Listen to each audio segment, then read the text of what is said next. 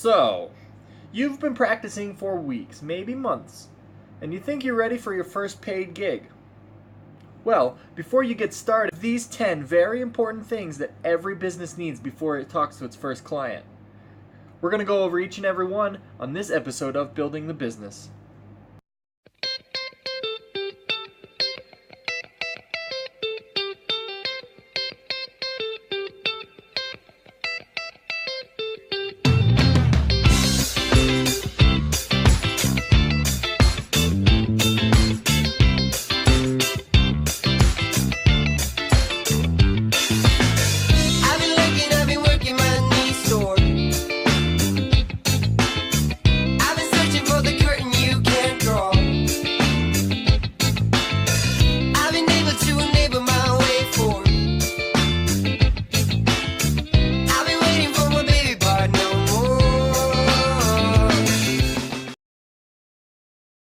The most important thing that any and all business owners need before they do their first official gig is going to be excellent customer service. Not good, not okay, excellent. It has to be memorable, not necessarily just the art that you perform, but the way that you run your business and the way that you interact with your clients. They're going to remember how you treated them more than how you performed at their event. And that's very important to realize. You got to have a good website. Not only do you need a good website, it needs to be easily navigated. Your clients, your potential clients, need to be able to not only see you and how you perform, but also how to book you, what your prices are, if you're comfortable putting those on the internet for everyone else to see, and that kind of thing. So it's very important that you have a well-designed website with a professional name and easily memorable. Business cards.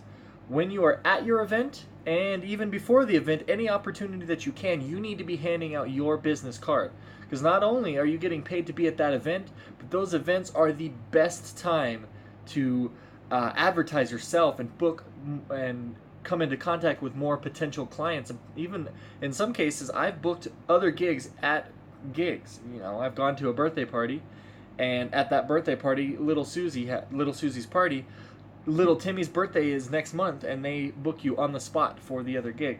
And that's important to remember as well. And they're not going to be able to do that right at the event if you're terribly busy. Give them your business card, tell them to contact you. And if they really want you, they will. And you'll soon see those profits and those gigs rising.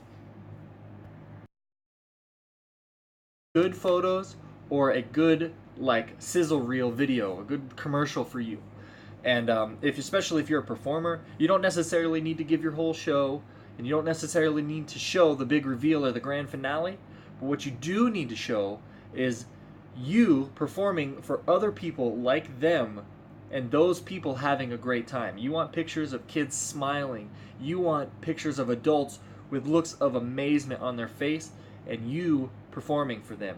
They don't necessarily want to see as a performer. They're not looking at you.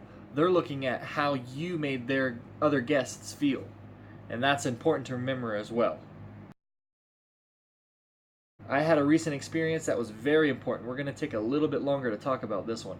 And that is to have a well-written, legally binding contract with every single client that you do, especially the corporate events. In our contract, we have a cancellation policy that states if you need to cancel or reschedule, you can do so within 30 days. You don't need the services. It is still legally binding, and you have to pay us. And you have to pay whatever the agreed upon amount was. Okay, so something interesting happened today when we showed up for our event. And that interesting thing is start to finish, they booked us on the wrong day for Skechers. And apparently their grand opening was yesterday. All of the paperwork, all of the correspondence back and forth, and even the envelope on the check has written the local date. And this is one of the best examples of the reasons why you need a contract every single gig that you do, regardless of if it's a birthday party or a corporate event. Because we had this contract and it said that if we show up on the day and the time outlined on our contract, no matter what, you have to pay. And this saved a lot of bills and struggle that we have that we would have had in the future had we not been paid for the event that we now don't have to do. Of course, there are stipulations in there about cancellation policies and moving the event to a different week or something like that, but as of today, that's that. So always have a contract. Yeah, always have a contract. At any rate, one of the most important things that you need, and you need it for every single event that you do, private or corporate, is going to be a good, well-written contract. And if you need to, I'll post a link to our terms and conditions from our website and the contract that every single client of ours signs in the comment section below. Contracts are important, so do that.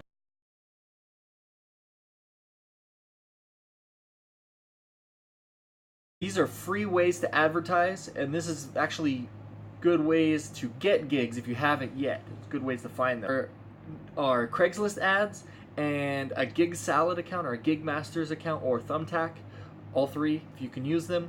And those gig booking services are awesome. You do have to pay a little fee when you do officially book the gig through them, but they are already embedded in Google. If someone in your area types, say you're a balloon artist, and you type balloon artist, your city, Gigsalad will come up first 99% of the time, unless someone else in your area who is a balloon artist is very, very good at search engine optimization, SEO.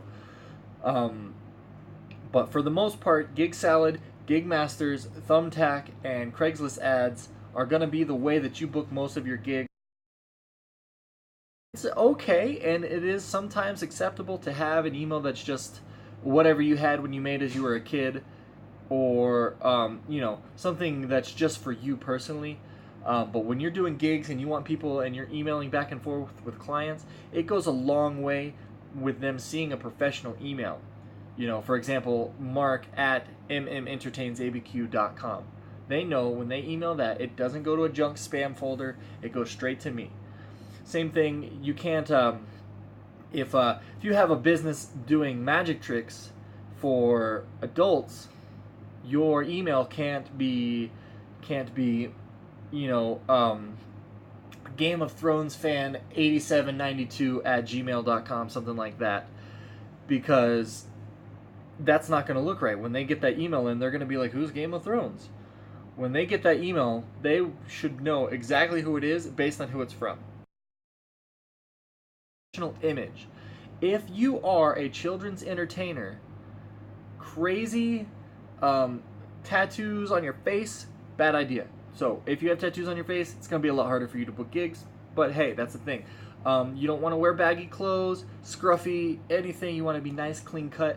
When I go out to perform, whether I'm doing it as a magician or as a balloon artist, I'm dressed pretty much the same way. We have black slacks that we wear. We have a company t-shirt. It's a polo like this one that matches. So Rhiannon and I both have a uniform that we wear. We wear belts. We have our shoes clean, not dirty, not tore up, no holes in our pants, nothing crazy like that.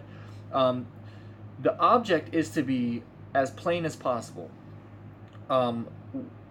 For us anyway, because that will allow us to appeal to more people. If we are dressed with piercings in our face and tongue rings and things like that, and we're scary, we appeal to a very niche market.